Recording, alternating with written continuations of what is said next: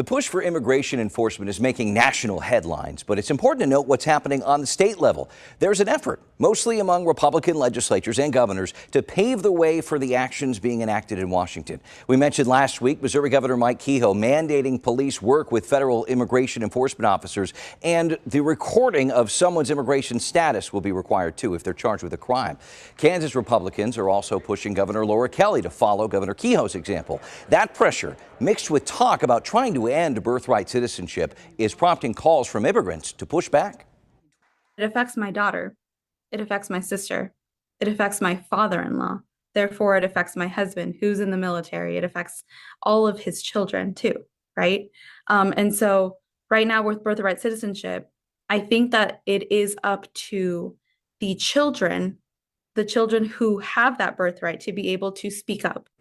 Several groups plan to go to their state legislatures and testify against any changes in policy, working to put a face and a name to an issue often met with campaign rhetoric. Our roundtable is here to discuss the issue and others affecting our two states. Please welcome back Brian Ellison, host contributor with KCUR, and KMBC9 political reporter Michael Mahoney. First off, guys, this is no accident. Many states and governors have implemented these policies right before President Trump regained power. Right. And in some ways, Cody, this has really been going on for a while. We saw lawsuits against the Biden administration by Attorney General Chris Kobach in Kansas, Attorney General Andrew Bailey in Missouri, even before the elections. But since then, you're right. It does seem that there's been an effort to pave the way, the kinds of legislation that's been introduced in both legislatures.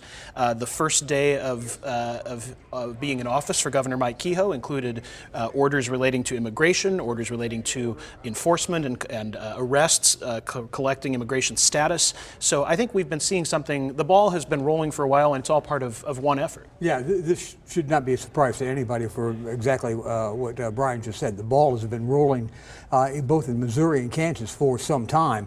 It was a campaign issue last year, and both the Attorney General in Missouri and Kansas are stridently pro-Trump when it comes to immigration policies. No surprise, really. Yeah, it begs the question, what sort of local pushback could we potentially see? We did reach out to Kansas City Mayor Quinton Lucas, who wrote in a statement that KC would continue to operate within its legal authority to remain a safe, unified, and welcoming community for everyone. But Mahoney, it's important to point out, police department is state-run here. I'm curious how this plays out. Well, exactly. It is a state agency, and the ability for Kansas City to control its police department and control immigration enforcement is pretty restricted. And as we just said, the ball has been rolling on this for some time. Remember that the conversation with Mayor Lucas goes back a year when he made some comments about saying immigrants are welcome in Kansas City, and got a sharply worded letter from the Missouri Attorney General Andrew Bailey even back at that time.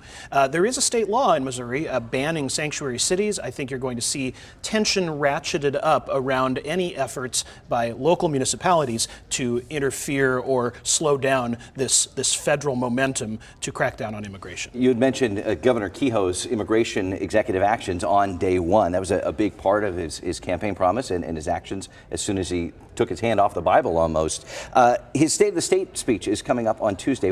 Do we expect to hear more about that, or what are you thinking? I don't know. I'm very curious to see that. We don't have the text of that State of the State speech yet. I think what we might see, I think we'll certainly see Trump themes throughout any speech by a Republican for the next several months, but I think we might see a pivot to focus on economic issues in Missouri. I think we've already seen just this week the first conversations about cutting various taxes in Missouri. There's several tax cut proposals on the table. Obviously, the day of the State of the State address is the same day that the governor introduces the budget for the year. We'll find out what spending cuts are being proposed to offset those tax cuts. So I think we might see a change in focus away from some of these mega issues to things that are more local to the state. Yeah, and a State of the State speech, especially the first one for a new governor, is going to be a laundry list of the items that he wants to go towards. I expect law enforcement to be at the top of that, but we'll also see some immigration policies, as well as his plans for tax cuts, which have just started this last